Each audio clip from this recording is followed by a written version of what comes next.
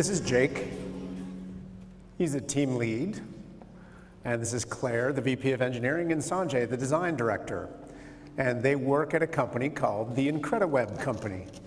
They have been contracted for the last 3 years to do all kinds of web work for all kinds of universities, putting their bookstores online, putting their campus shops, putting their courses online, everything. And they've been working with different departments, and everything has been going really, really well, or so they thought.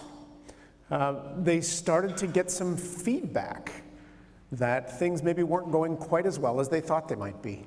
And so they started to see feedback come in like this. I'm really struggling to select a color for the t-shirt I want because the buttons are too close together. And I can't seem to change the size of the text. And I'm trying to buy this, but I can't do it with the keyboard. Or I can't quite understand this video. There's too much background noise and there's no captions.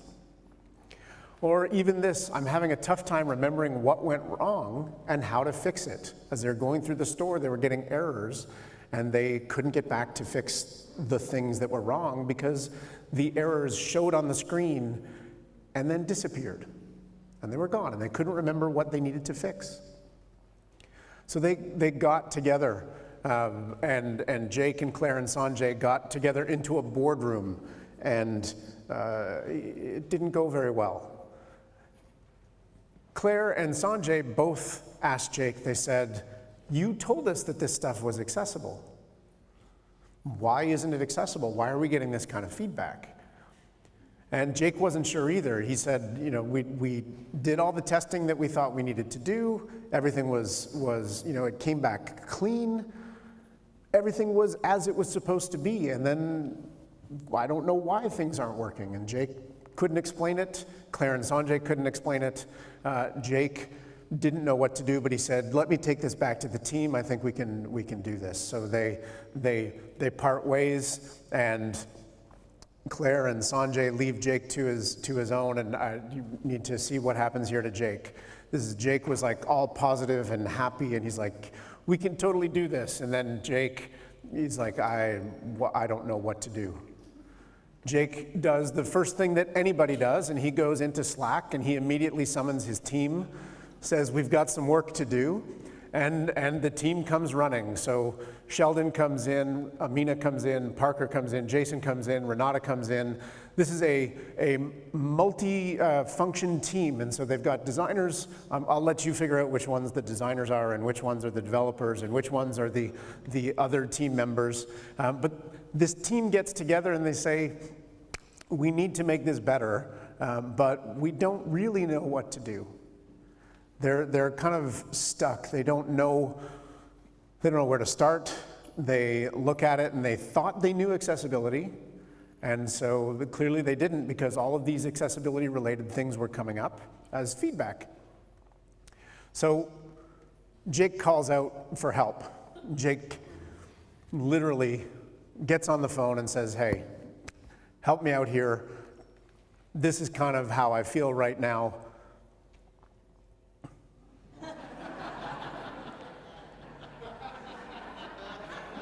Jake felt like this dog in a spacesuit in zero gravity, feeling like, I feel like I should know what I'm doing, but I really have no idea what I'm doing." I mean, I can't resist a GIF like this. So Jake has questions. He's like, "We thought we knew what we were doing, but whose job is this really? Because the developers on our team, they said, yeah, we've got this stuff. We've coded this perfectly. We're down with this." But Jake wants to know whose job it is. How do we actually get started? And you know, what are we missing? Now the reality is, when Jake called us up, we said, "Yeah, we can help you, but we need to figure out what's going on first. You've got these little pieces of feedback, but we need to dig deeper." So we started and we looked at the site that was in question, and we found in a pretty short period of time about 237 things that just weren't right from an accessibility perspective, and that was a big surprise. Now, we found all of these things, and Jake is kind of in freak-out mode, and so I enlisted the help of my, at the time, 4-year-old son. I said, how should Jake approach this thing? How should Jake and his team approach accessibility? And so this is my son. His shirt, as you can see here, says, "My dad is the best in the galaxy." So other dads, I'm sorry, but this is the advice that my 4-year-old son gave to me on how we should approach accessibility. And he said this and it was profound. I've got to share this with you here. Oh, there's no audio. Hang on, we're going to start that over. We'll get there, 1 second. We'll bring in all the team again. We've got questions, help. This is fun. I have no idea what I'm doing. Whose job is this? How do we start? What are we missing? And here comes the answer from my son. How do we actually approach accessibility? What do we need to do to be successful? And he says to us, we have to work as a teamwork. We're not afraid. 1, 2, 3, go. It's really that simple. It is really that simple. We have to work as a teamwork. I feel like I want to get that put on t-shirts. We're not afraid. And 1, 2, 3, go.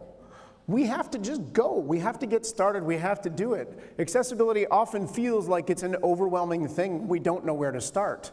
And the best place to start is just by diving in and getting started.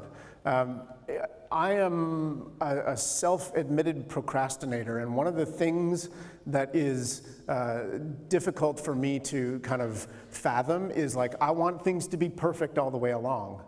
And I really know that when I'm writing something or when I'm creating something, it is better for me not to start at the beginning. That is the exact worst spot for me to start. I need to start somewhere in the middle and get all wound up in it and tied up in it and make some progress on stuff that I'm not supposed to be doing first.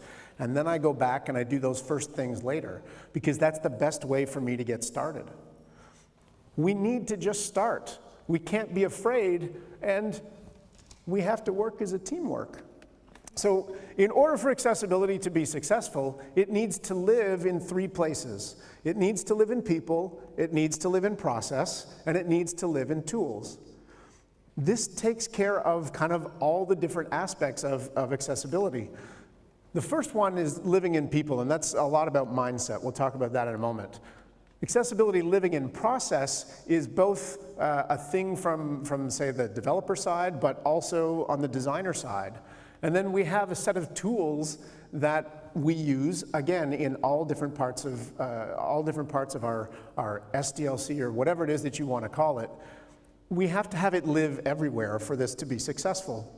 Now, starting with people, we really need to think about a really simple first step, and that is setting a goal. Now, one of the things that our industry has done, and I say our industry, I mean the accessibility industry in many ways.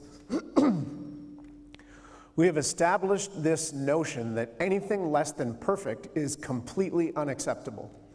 And that has made people that we have worked with feel like, well, why should I even, if I can't be perfect, why should I even bother? Right? It's that whole kind of procrastination by perfectionism. It needs to be perfect or it's not worth doing at all. And absolutely, we want to strive to be better all the time. We really want to set a high bar.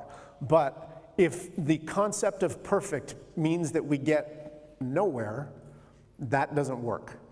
So from a mindset perspective as an industry, and we have seen things, you've probably been subjected to this, you've probably been the person that has done this. I don't know where you fit into the grand scheme of things.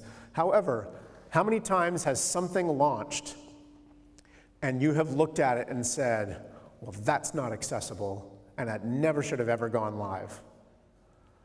And it was this experimental thing that somebody wanted to try to see if we could even make some progress on whatever problem they were trying to solve. I believe in making absolutely everything accessible. I want that. I want everybody to want that.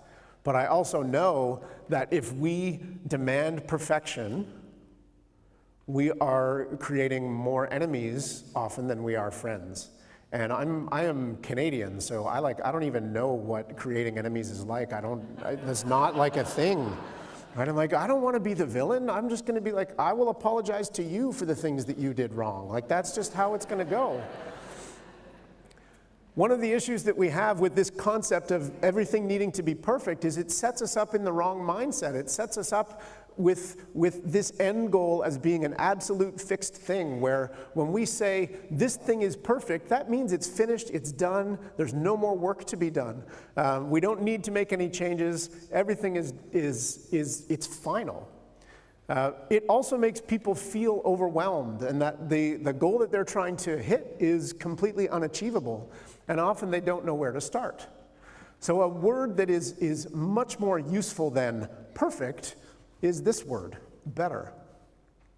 And we have done this for years. We have demanded perfection when really we should have been focusing on better. When we talk about making things better, we have a big mindset change. And so I'll give you some examples. When we talk about better, that is not an absolute term, that's a relative term.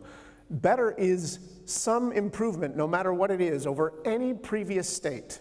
We're talking about things like showing progress, having room to grow, and never being done. Now, I don't know about you and where you work, but one of the things that we do where I work and where I have worked and with many of our clients is that they are focused on agile methodologies as much as possible, where we are continuously iterating and continuously improving over what we have out there now. And so one of the ideas with better is that we're not thinking about this insurmountable, unachievable goal. We're actually thinking about taking some first steps towards that end, even if we know we can't get to that end. In fact, I would say, and I would encourage you all to be thinking of it this way, perfect is like exactly where we don't want to aim because it has all the wrong connotations with it. It implies that we are done, that it is a one-time thing, and that it's over. If we focus on better, we set a much better mindset for accessibility, and truly gets people on board to say, hey, we can totally do this. Now, I think about Jake and his team. So the first step is mindset. The second step is really about learn things as quickly as you can. Make a start and learn as quickly as you can. So we take Jake and his team here. When we found those 237 things for Jake, they put their hand up and they said, that is going to take us 2 developers full-time for 10 months to fix. And we said, prove it. They're like, what do you mean? This is an estimate. I'm like, prove it. They didn't know what I meant. What I meant was, if you're going to make a statement like that it's going to take 2 developers 10 months full-time to fix these 237 things, you had better do everything that you can to validate or invalidate that assumption within the next week. Because if you're right, wow, do you have some plans to change? And if you're wrong, you have an estimate to change and you have a mindset to change that it's not going to take you nearly that long. So we asked them to start really quickly. Get started. Let's do a 1-week sprint where we try to fix 20 things. And let's see how that goes. So let's fix those 20 things and learn from that 1 week to see if our estimate is right and what that means for the other 217 things in there. Make sense? 237 things is overwhelming, so pick a smaller number. Do those things and use that to learn what you need to learn to figure out what it will really take to get you to finished, right? Now, the cool thing was we did this with another client as well. They had 400 and some issues that we found when we looked at this small part of their thing. They looked at that. When they got through all those 430 things that we had asked them to fix from an accessibility perspective, they ended up logging internally over 1,000 more things that they had found based on what they had learned from us. They didn't look at it as a bug list of 430 things. They looked at it as, these are things that we need to get better at, and let's validate whether or not we've learned these things by finding more of the same in other parts of our product. And that was pretty impressive. So start early and learn quickly. And like anybody that gets involved in accessibility has probably felt this at some point. You get to the point where you're like, I got this. You get these answers, and then you realize that you actually end up with more questions, right? This happens to us in accessibility all the time. We get to the point where we're like, I nailed it, I know exactly how to do this, but then as soon as you uncover that one answer, you're like, this brings up 5 or 6 more tangential questions that all go with it. Step 3, research and plan. We need to, Bill was just talking about it, let's do as much shifting left as we can. And one of the roles that he was talking about was the interaction designer and visual designers. We started working with clients. I've been doing accessibility work since since like 2005, almost full time. And I was kind of first exposed to it in about 98, 99. And one of the things that I found pretty quickly was that we could do lots of things for developers, and there was all kinds of code techniques that we had to make things more accessible. But what we didn't have was a whole lot of design techniques and things that designers can do to make things better. So I'm like 100% agree. We want to shift things left as much as we can and get accessibility happening much earlier in the process. One of the ways that we can do that is by doing actual research with people with disabilities. So when Jake and his team were asking, like, how do we know more about this? Like, you've gone through and you found these 237 things that we need to fix. We need to know more, because what if that 237 things isn't everything? So they actually went to a panel. They didn't rely on their own expertise. They did have some people that worked on their team that had different disabilities, but the problem was every single one of those people on that team at IncrediWeb that had disabilities, they knew too much. They were subject matter experts in IncrediWeb's work. They had been working with these clients for forever, all the higher ed clients that they had. They had been working with them forever. They knew all the lingo, they knew all the jargon, they knew all kinds of workarounds for all of the problems that people were facing. They needed to go to a panel of people that were sort of like average, everyday, so I'm gonna say this, and I don't know if you know this, but we're all nerds in here, okay? We know way too much. And I want you to think back to, you may or may not have seen this, but if you think back to, say, 4 or 5 years ago, I think Google did a thing where they went out in the streets and they asked people about what browser they used, and people were like, what's a browser? Right? Like, I just click on the E to get on the internet, that's all I know, and then I do things in there. And that's the level that we're talking about here. Now that's like disheartening and sad all at the same time, but the reality is we live in this world, and we are very nerdy when it comes to kind of compared to the general population. So we need to keep that in mind. They went and they worked with a panel of people with different disabilities.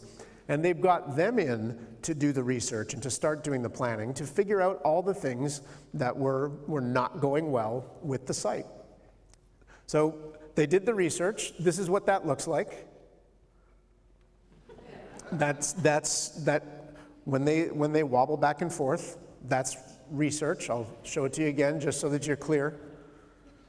That is research. Now, the reason that we do research is because we can create excellent technical solutions with great designs that fail in the real world. I'm going to give you an example here. This is an escalator, four escalators, 2 that are going up and 2 that are going down at a mall that I was at in Florida. It was really not busy that day at all. Now, you don't know which way these elevators are going because this is a still. But if I fill in the first one for you and show you that this one on the far right, we're standing on the 3rd floor, there's a 2nd floor and a 1st floor. So we're looking down. This one on the far right, if I tell you that that one is going down, you can tell me what the next one is going to do. Which one is this? Is this going to go up or down? Okay, so hands up and say I if you're saying this next one is going to go down. That's not enough. You didn't say I loud enough. If you think this next one should be going down, hands up and say I. And if you think that next one should be doing whatever the other one is, I don't remember which, going up, hands up and say I. So resounding poll results saying that that next one should be going down. If that one is going down, then the next one should be going, and the next one should be going, uh-oh, the next one is broken. The next one should also be going up. Now, we know this kind of intuitively, generally speaking. Now, you will imagine my surprise when I see that it actually works like this. Now, I don't know why. It's very possible that this is an anomaly, and that the person that turns on the escalators came into work at 7:45 a.m. after just getting home in their Uber from the bar at 7:20 a.m. I don't know for sure. However, I want you to think about the impact of this. These escalators can be turned both ways, right? They can go up, they can go down. Often it's configurable so that in certain cases where like, hey, there's a lot of traffic going one particular way, everybody needs to get to the sale on the second floor right now, so let's put all the escalators going that way. They can do that. You see it a lot in airports where you'll have a bank of 3 escalators that connect 2 floors. 2 of them will be going up and 1 will be going down, and then at other rush hour times it's like the other way. 2 are going down and 1 is going up, right? They're configurable. I want you to think of the impact of this on somebody that expects escalators to be going a certain way that also has a disability. So if we put 400 people here, and we put 200 people on the main floor, 100 people on the top floor, and 100 people on the bottom floor, and they all want to get somewhere else. Think about the directional flow. If I'm on the top floor and I want to get to the bottom floor, and I walk with a cane, like my grandfather did. In the mid-1980s, my grandfather had a stroke, and he walked with a cane. And walking was a challenge for him because he never got the full use back of his left leg. He actually walked with a cane, and he couldn't really bend his knees. So his steps, he had to kind of swing his leg, right? And so he swung his leg, and he could still do stairs, he could still do escalators, and that was one of his things that gave him part of his independence. He didn't need to be pushed around in a wheelchair. He was like fighting for this because he still knew that he could walk, and he was holding on to that. He couldn't use his left hand, and so he was at that point where he would have taken the escalator.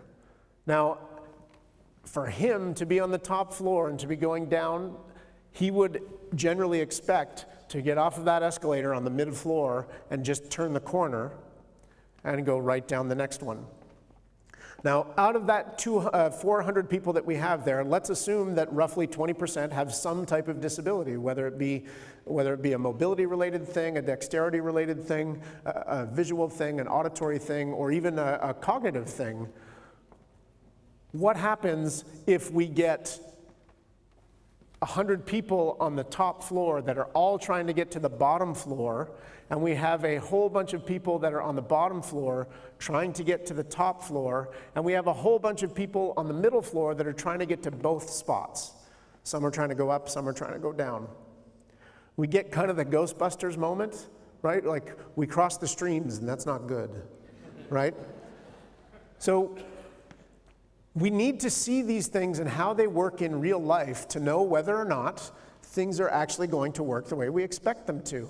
This is one of my favorite images of all time, these foam letters of the alphabet where they're all just stuffed into the wrong thing. Well, not all stuffed in the wrong things. A is correct. K is correct. S looks correct. R looks correct. So Z is correct, /Z if you prefer. Y is correct, but the rest of them are all like jammed into the wrong place. You know what we call this? This is like 100% test coverage, right? Like, met all the criteria, all the letters are in and they fit in the spaces. We have to test this stuff in the real world to know how well it's going to work. So we're going to do a really quick thing with you here. And for those of you that can see the screen, I'm going to ask you to indulge me for a moment as I get you ready for lunch. I'd like to take your left or your right hand. If you're able to, hold one of those hands up, and I want you to pretend you're holding a straw. Okay, so and not like a big milkshake straw, think of like a tiny coffee stir stick. And what we're going to do, so the screen is blank, you can't see anything, but what I want you to practice is holding that straw up to your eye and close the other eye so that you are looking through a tiny hole at the screen. And some of you are like, what is he doing? I'll show you in just one moment, I promise. What I'm going to do, okay, you can put your straws down for a second.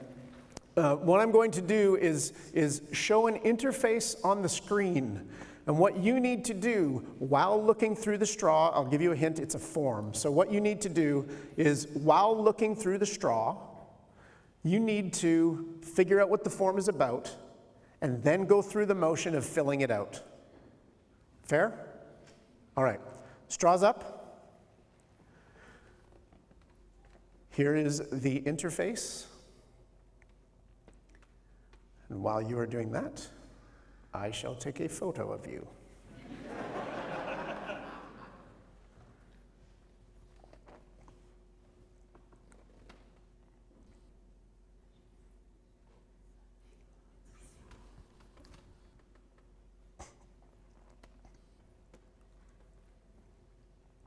Now remember, when you're looking through the straw, your other eye has to remain closed, otherwise this is not a fair test.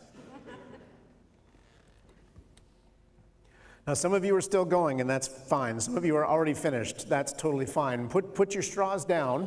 Now, there's a whole bunch of things that you should have noticed while you were doing this. First thing, what motion did you go through while you were filling out this form?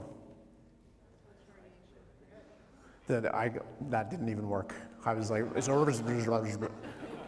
draw the motion for me in the air that you went through to finish this out.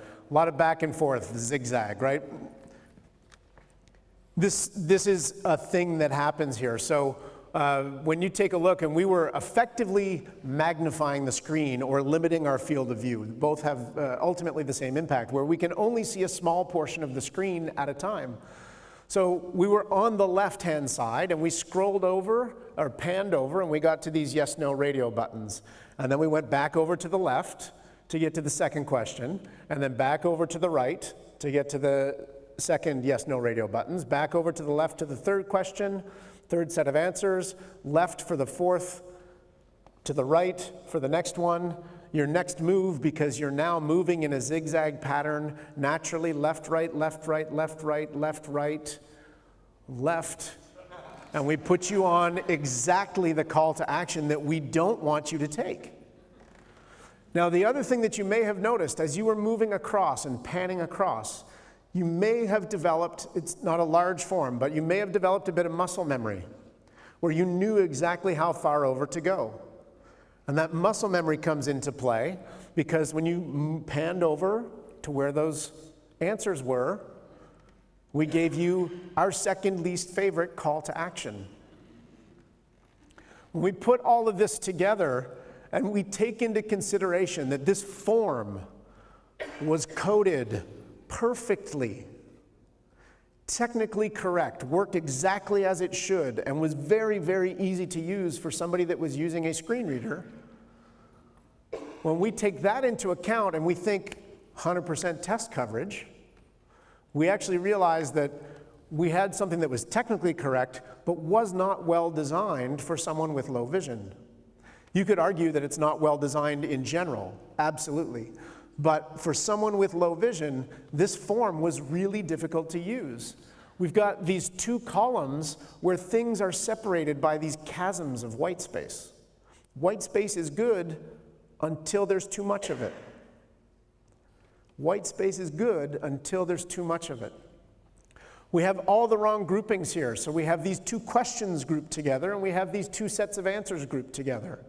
We have these two questions and these two sets of answers that are grouped together. We've got things chunked out wrong. We shouldn't have two questions together and two answers together. This is a principle in design that we call proximity. Right? Two things that are related to one another should really be together. So the fact that we have these two questions together and these two sets of answers together that's a proximity issue. We've got this layout. We've created a pattern of use, left, right, left, right, left, right, left, right. And then we ended up back on this button that was exactly the wrong one. We also have another thing at play here. If you look at these three buttons, quit, previous, and next, they all have something that we call it the same visual weight, right? They all look effectively the same. They have the same shape, the same background color, the same rounded corners. The only way to really tell the difference between them is by actually reading them. And for someone that has low vision, that reading may be a challenge. There are ways to solve this problem. We can actually take this design and we can turn it into something that is much easier for someone with low vision to use. We can take that and do something like this, where we create them in a single vertical stack. Interestingly enough, this works really well for people on a mobile device as well. That single vertical stack is very, very useful. Things that are in multiple columns, for forms, for example, are much more challenging to use. How many times have you been using your phone and you tap into a field, and because it was a multi-column or a left and right aligned form instead of a vertical stack, you lose part of the picture, right? You're filling out a form field and the label is suddenly off to the left and you can't see what it is. And then you can't just tap into the next field. You have to actually zoom back out, look at what the label was, and then go back into the field, right? This single vertical stack solves a lot of problems. Now, if I ask you to fill this out, so straws up, go through filling this one out, you should feel different about this one. Look how fast you got done that time. When you're doing this, it's not like you're completely eliminating left and right panning, but we've certainly eliminated a lot of it. We've minimized it. We've got things in this stack that is really good. This is a design problem that needs to be solved for accessibility at the design stage as early as possible. This is like before wireframing. This is like ideation, conceptualization, talking about these kinds of things. How do we want people to go through this process? This should be a form that people are able to fill out fast. If you take a look, there's all kinds of people that have done studies on forms. Luke Wroblewski is wrote a book about form design where they studied all these different layouts. Wonderful book on form design that is definitely worth picking up. We've got these things chunked properly. We've got question with answer, question with answer, question with answer, question with answer. We've got this vertical stack so that the pattern of use, if we zoom in on this and magnify, the pattern of use basically pulls us directly down to that one main call to action that we want, right? It's difficult to see on the projector, but we also added some distinguishing features between those three calls to action. So the primary call to action is much easier to recognize. It's a button. And then the other two things that we're looking at are muted in the interface. They're still there, they're still available, but they're not calling out and competing with the next button, which is the one that we actually want people to take. These are the kinds of things that we see in research in the field all the time. That thing that you just did is something that we call the straw test. We have cards that we do for inclusive design that are cards that help designers look at their wireframes, look at their stuff that's in production, look at their comps, and identify things like this. So this is very simple. You can do it by looking through the straw as you hold it up. You can also do it by looking through this straw in the card. My contact details are at the end if you want to talk about these cards and how they can help your teams do inclusive design better. We've got about 20 of those cards right now, and we're doing workshops with teams to do some of this stuff. So get in touch with me if you're interested in seeing more about that. We also need to understand how people use things. When we do research in the field and we see people like this gentleman trying to accomplish tasks, we learn all kinds of interesting things about how to make things not just technically accessible, but easy to use. So if you take a look at this, you'll see this is a specialized keyboard, and this gentleman is using a mouth wand. Right? So he has no use of his arms, he's using a mouth wand. I love the features of this keyboard. You'll notice that here's a few things that stick out right away about this. The keys, very compact grid, right? It's vertically aligned in front of his head, and that very compact grid for the keyboard, for the key arrangement, means that he gets to minimize his head movement to move from one key to the next. Do you see the space bar? The space bar is like vertical in the bottom 2 rows. I'm interested to know, like, why is it only 2 rows? Why didn't they make it like 4 rows or something like that? I'm interested in that kind of stuff. But putting it vertically means that it's easier for him to get to no matter which row he's typing on. And the last thing, my favorite feature of this keyboard is its little concave nature. Do you see how it's a little bit concave? So that means if it was flat, he would have a difficult time typing words where the letters are at far ends of the keyboard. It's going to be more difficult for him. So with it being slightly concave, he can just kind of turn his head a little bit and get to those letters. Right? It changes the angle of attack, so to speak. Really wonderful. So I'm trying to buy this, but I can't do it with the keyboard. When we do this research, this is the kind of thing that we get. We add a lot of color to it. We understand more what this means. This is not a bug report. This is not a defect. This is not a violation. This is a person trying to buy something, and here's some of the reasons why he's not able to. I love this keyboard too. This is another one. It's kind of on an angle. Excuse me, it's on an angle. It's somewhat vertical, about a 45-degree angle to the desk. And you can see this woman, she's got one hand kind of on it, on the keyboard. It's really big, quite large, probably 2.5 times the size of the last gentleman's keyboard. Where he had a really compact grid, her grid is really spread out. What else do you notice about the keys on the keyboard? Colors? Recessed? Round. If these were square keys, she would have less room in between each key. So they're round to create bigger gaps in between. The gaps are there, and they're recessed because she has very low arm strength. And so what she does is she rests her hand across the keyboard, and she uses it because her arm strength is not what it used to be. So being able to rest her arm on the keyboard means she can do more. Right? She has very, very little ability to use the mouse, but she can do it. Remember we said she wasn't able, one of the pieces of feedback was, I can't buy this without a keyboard, or with a keyboard. So she was forced to kind of use her mouse, but it was really difficult for her to do so because the buttons are too close together. For someone that has dexterity-related issues, very difficult to distinguish between 2 buttons that are almost right beside one another. The accuracy may not be there, the precision may not be there, so she's clicking the wrong button. This is one of my favorite photos of all time. This is a guy on the train. He doesn't, maybe he doesn't know how to change text size, or maybe he does, but he's not able to, so he's resorting to using a magnifying glass, a big magnifying glass, to read the text on his screen.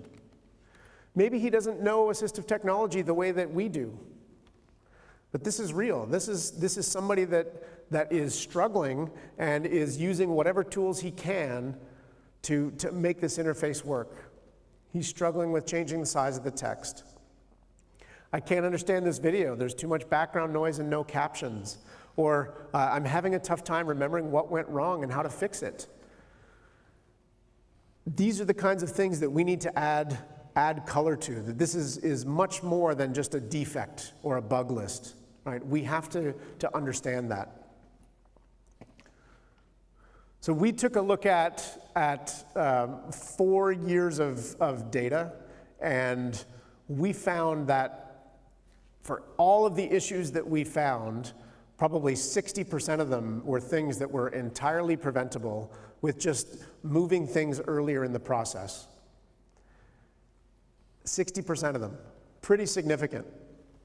On the research and the planning side of things, we want to talk with people or get help, create a prioritized remediation plan, and focus on, this is not like, if you do these 3 things, it's not like you're going to make everything better, but if you make these 3 things better, when we found that those 60% of the issues, keyboard, images, and forms were like 60% of everything that we found, and they were massively, massively important because every keyboard-related issue that we found impacts people with all kinds of different disabilities, right? The form-related issues that we found impacted all kinds of different people with different disabilities. It wasn't just about making things work for a screen reader. Jake and his team originally thought, or they were in mindset of, we need to make this work with JAWS. And that's what they were doing. They were trying to build JAWS-compatible websites. They didn't take into account anything else.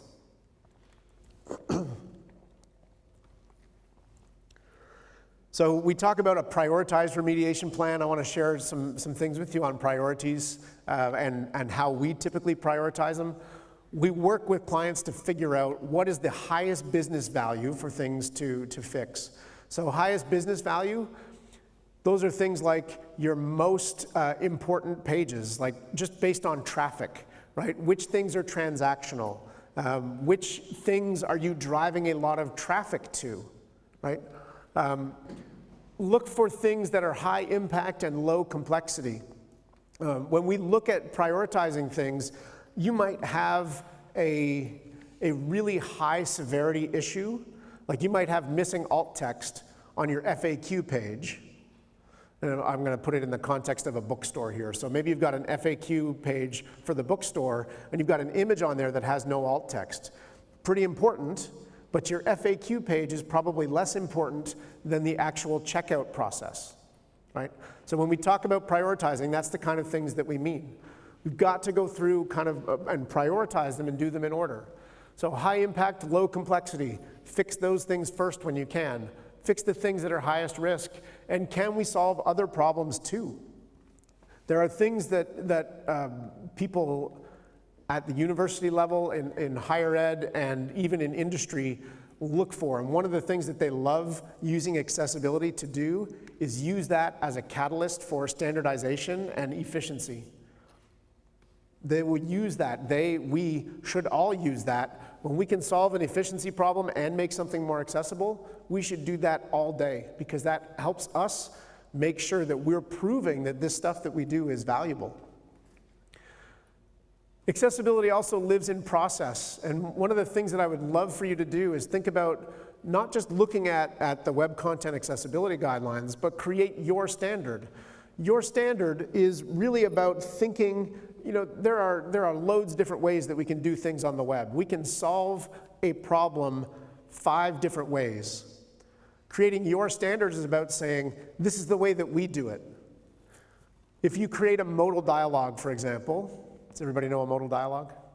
Right? So half of you are like, yes. Half of you are already like, I just want lunch. Okay, I just want lunch.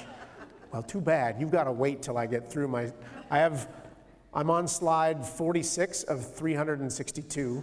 So I don't know if we're going to make it, but when you open a modal dialogue, there are best practices. One of them is focus on the modal dialogue itself. That's a reasonable thing to do. You could also focus on the heading that's in the modal dialogue. You could also focus on the first form field that's in the dialogue. All of those 3 seem like very reasonable things to do. What you don't want to do is have one part of your site, you focus on the dialogue, on another part of your site, you focus on the heading, and another part of your site, you focus on the first form field that's in there. We need to have one way that we do it here, because this is the way that we do it. So that's what I mean by create your standard. Now, when we put all of this together, we need to be thinking about our standard as a thing that continues to evolve. It's not like our understanding of everything is accessibility is like fixed in time and it's right now. We need to prepare for the fact that what we understand now is going to be different than what we understand a year from now. And our standard should evolve. That's going to continue to happen. WCAG 2.1 is coming out. Right? We don't know exactly what it's going to be in it, but it's based on research. We're going to add new things in, and there's, hey, these, this is my favorite thing about WCAG 2.1. I don't know how familiar you are with it, but most of us know that we have to have enough color contrast for text. And we've had arguments with clients before when we've called out their iconography and said, your icons don't have enough contrast. And they have said things like, that's okay, we don't have to do that because WCAG 2 says that it only applies to text. And I'm like, that doesn't make it accessible. Just because it doesn't actually get called out as a violation of some standard right now doesn't mean that it's accessible. You're just using it as an excuse not to do it, and we've shown you in usability testing that those radio buttons that were really low contrast, nobody with low vision could see those. P.S. People that had good vision couldn't see those. And lo and behold, that's one of the things that is a candidate to become something for WCAG 2.1. It's not like, and the day that WCAG 2.1 comes out, it's not going to be suddenly like, oh, that stuff is not accessible now, and it was before. It was always not accessible. We just have rules that kind of govern it now. So that's why we do research and do actual usability studies with people with disabilities. We're going to find new things, and we're going to continue to find new things, and your standard should evolve in the same way. Because we always get better. We're always focusing on getting better. We want to take all of these things, we want to continue to document things in our standards, in our pattern library, style guides, design systems. We use it as much as we can, even for hiring and onboarding. Like, you need to be aware of all of these things. This is our design system, this is how it works, and this is something that we want you to take and build into whatever you're doing moving forward. Did you see this debacle, this Whole Foods debacle, where we have on the left here this tweet with all the oranges that they're pre-peeled and they're in plastic? Whole Foods got like lambasted over this, and the tweet reads, if only nature would find a way to cover these oranges so we didn't need to waste so much plastic on them. Now, people like lost their minds over this. Like, it was unbelievable. But one of the advantages of that container and the fact that it's pre-peeled, somebody that has low dexterity or low arm strength or hand strength, my grandparents were both really, really arthritic. Peeling an orange was a major challenge for them. So the fact that those oranges are pre-peeled and put in an easy open plastic container is actually useful. And so there was all kinds of people that argued like, but the accessibility benefits are there. And like, yes, they are. But the original person that posted this or posted the thread actually said, yes, accessibility is nice and all, but you know that wasn't the thinking behind this product. It wasn't designed for disabled people. This is what we kind of call accidentally accessible, right? It is, but that wasn't the intention. What we want to do is make all of this intentional. We do it with intent every single time. Methodically, systematically, and we think about and incorporate people with disabilities into everything that we do from the beginning. Some of you may recognize this. This is what I like. I hold this up as like the epitome of intentionality. Does anybody recognize this? Omelets, eggs. This is the Waffle House cheat sheet. And ultimately, if you go to Waffle House, they have a system for taking your order. And so they have here in the middle, this is the egg plate, right? Over medium, over light, over well. I forget what B is. There like basted eggs, I think? Is that what it is? I'm Canadian. I have no idea what that even is. Sunny side up, poached, and the default is scrambled. So when you have a plate that's going to be for eggs, if you don't put the jam packet in one of those spots, the default is scrambled. So they have a good set of defaults that are accepted, known ways of doing things. Scrambled by default. If you look, where's the other one here? Simple things here up at the top. Mark the add-on by using the ingredients. So if somebody wants to add cheese, then they put a little bit of cheese on the plate so that the hash browns get a whole bunch of cheese added to them. Or you can see there's jalapeno peppers and there's other like hot sauce and things like that. If you put that on the plate, that's a way of saying this order needs this. It's a systematic way of doing this. Even here, the signal for over medium, over light, and over well, there's a system. Over medium is in the middle of the plate. Over light is to the left of the plate. Over well is to the right of the plate. So they've got an entire set of defaults that are known. So the default side is grits. If you want something else, then it gets called out. Default is buttered white toast. Default hash browns is in a ring. So they put it in like a little ring and it comes in a circular shape. If you want it differently at Waffle House, you can ask for it smashed, smothered, and something else. I can't remember what it is, but smashed means it doesn't come in the ring.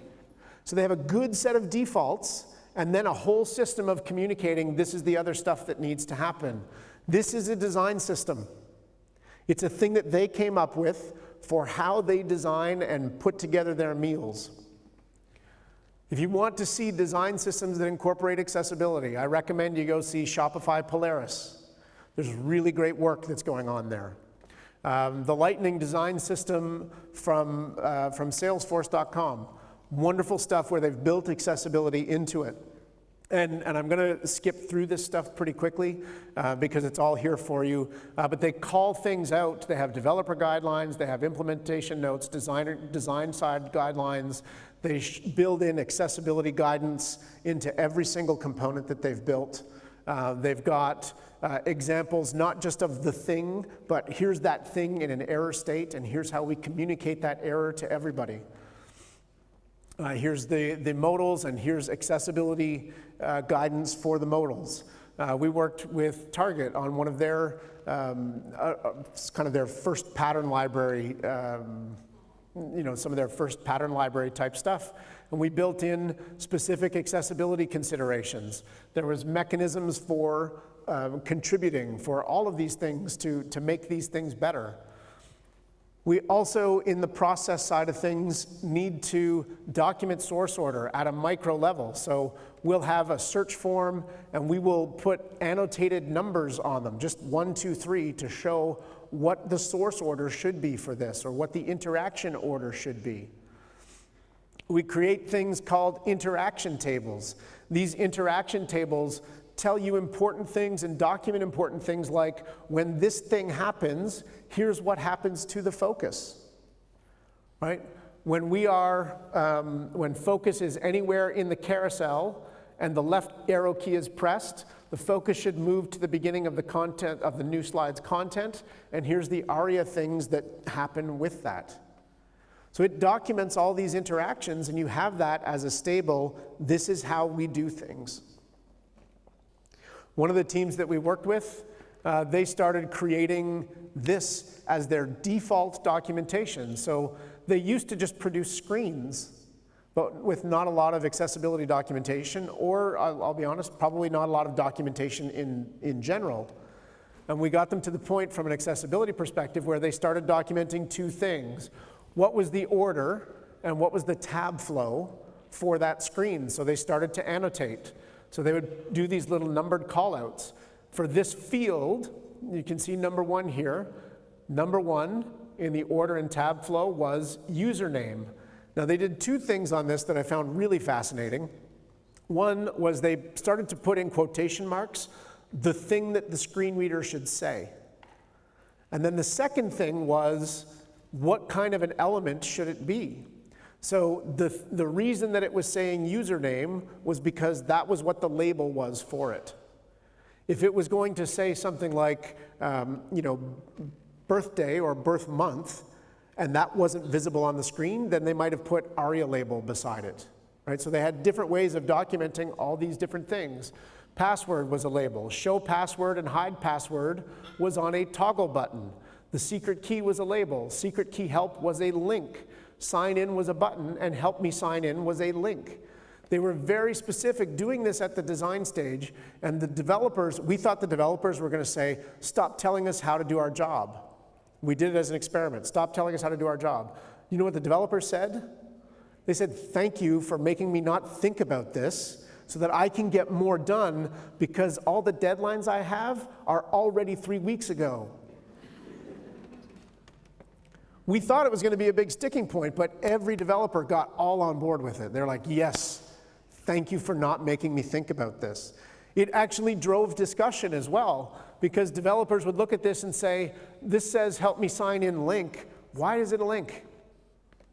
Right? Or the secret key help link, right? It's a thing that's round and it's got a question mark in it. I want to make that a button. And then the designer could say, no, don't make it a button because you're going to move the focus to another piece of content that comes in. So let's make that be on an in-page link, right? href equals pound secret key help link, whatever it is. So it drove lots of discussion. They also did things and put in their notes. When showing and hiding the password, leave the focus on that toggle button. When showing help from the link, move focus to the help content. This is now something that is a really well-documented documented interface from an accessibility perspective. The other thing that they needed to do, or felt that they started needing to document, was let's document target size. Because sometimes we want the target to be bigger than the actual thing. You can make this link that's down here below this button, you could make that link be really tiny and wrap the link around it really tightly and make it 10 pixels tall and 30 pixels wide. Or you can tell the developers to say, make this thing 44 pixels tall and make it 100% of the container width. And now it's a bigger clickable target or tappable target. This is what they came up with. This was their system and their standard for doing this. It was brilliant. I'm going to skip over a couple here that are basically like keyboard things that you should do, images things that you should do, and form things that you should do, because they're in the slides and you'll have them for reference. They shouldn't be too much of a surprise to you. I'm going to jump ahead really quickly here. So I want to leave you with accessibility living in tools, and there's a couple of things to talk about here as well. We definitely want accessibility to live in tools because that makes it, there's pieces of accessibility that we want to be less human, right? We want to rely on tools to do some of the lifting so that we can free up our minds to do like the more creative things and the more like solve the more difficult problems. So making accessibility live in tools is as simple as having a set of tests that you can run, and Bill talked about this a little bit. Run these tests at check-in or when you're committing code, whatever it is. So images missing alt attributes. There are all kinds of different engines out there that do testing. This is doing like rolling your own within a Jasmine framework and just writing some really simple jQuery JavaScript. Right? It uses jQuery syntax. So this is kind of a thing for checking for missing alt attributes. A thing that checks for positive tab index. We generally say, hey, don't use tab index values other than -1 or 0. Anything else we shouldn't use. And if you're going to use something that's a positive tab index, you better have a really, really, really, really, really, really good reason for doing that. Check for form field labels. Again, I'll leave this for you for reference, but these are simple ways of writing these quick little checks. Form field labels should be unique. So the final piece, the final step, is making this commitment to the future, and that is about always getting better. So Jake and his team, they made a commitment to the future.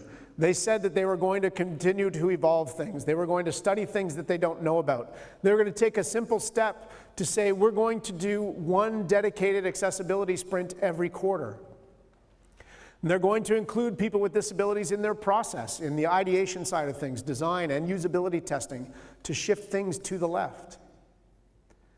Now, the reason that they're doing this is because they want to prepare themselves for the future. And the future, so 1 year ago, this was the future, and now it's now. That's how time works, generally. I know Stephen Hawking might actually disagree completely, but generally that's how our perception of time is going to work. We'll leave that, that's another talk. But there's things that we need to do to take into account things like speech. We're seeing all kinds of voice-powered systems these days. The Amazon Echo, the Google's Home, and the HomePod.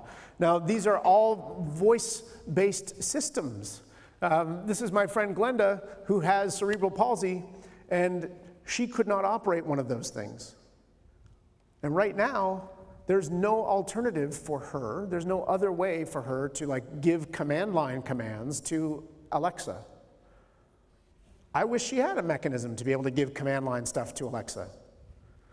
A person that we did some usability testing with about a month ago, I asked her, she was using Dragon Naturally Speaking. And I asked her, I said, do you use any other assistive technologies? And she said, yeah, Alexa. I use her to turn off my lights, to turn on my lights. I use her to open my front door when my caretaker comes, because there's days where I just can't get out of bed. And Alexa was her assistive technology. Glenda can't use Alexa as her assistive technology. Now, I'm going to leave you with this on the voice side of things. We've got this little clip here I'm going to play to help illustrate some of the challenges. What's the buttons? Oh no, they installed voice recognition technology in this lift. I heard about this. 1 second. Voice. Oh, there it is. Did you see the captions just come on? There are captions there. I don't know why they weren't there. What's the buttons? Oh no, they installed voice recognition technology in this lift. I heard about this. Voice recognition technology in a lift in Scotland. You ever tried? You can see them, right? As soon as I hit the escape key, the captions are there. Darn it. That's not how it's supposed to work.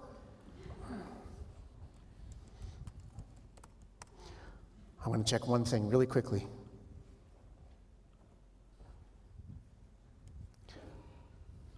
My captions aren't there. They're so there, but they're not there.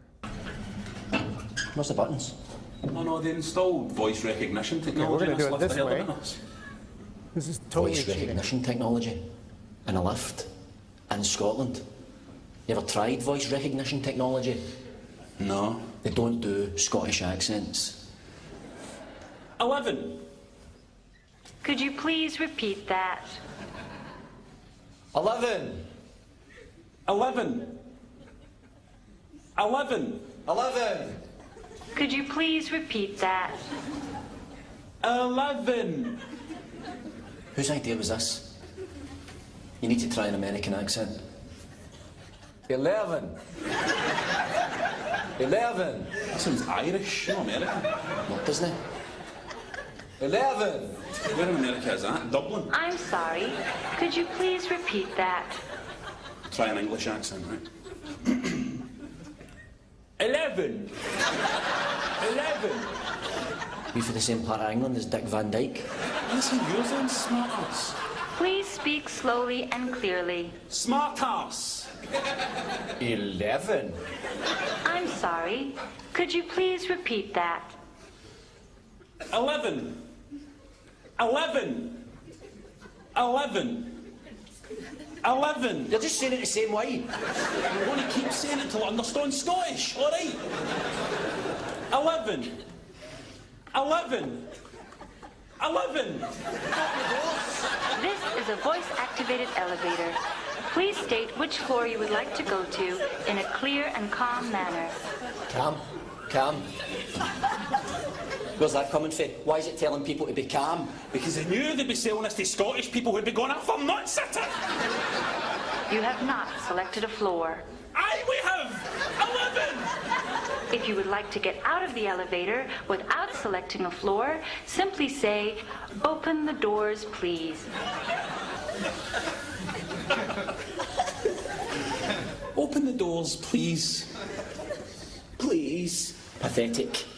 Please remain calm. Oh, will you let up tonight? Get up now. Hey, just wait for it to speak.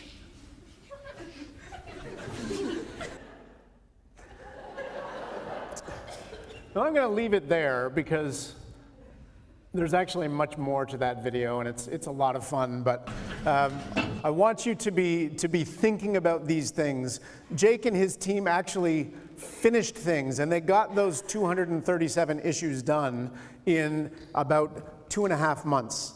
Their original projection was 10 months, 2 developers full time, and they got it done in about 2.5 months with 2 developers at halftime. All because they looked at it and they broke it down into chunks and they took those small steps first. I could spend forever talking with you about this, and I don't think I need to say this, but I do this because of the universality that the web brings us. This is a thing that we do for everyone, and I know that's probably why a lot of you do it as well. The power of the web, it's in its universality. Access by everyone, regardless of disability, is an essential aspect. This is one of the most famous quotes from Sir Tim Berners-Lee, who created this whole thing that we make our living on every day. And I am humbled to be able to share that message and carry that forward. I hope you can do the same. If you'd love to connect with me afterwards, I hope you would. Please feel free to go here. I work at Level Access, so LA Teaches/Feather. If you want to get in touch or you want to connect, there's simple ways to do that there. I've taken up way too much of your lunchtime, so I'm going to stop now and thank you very, very much.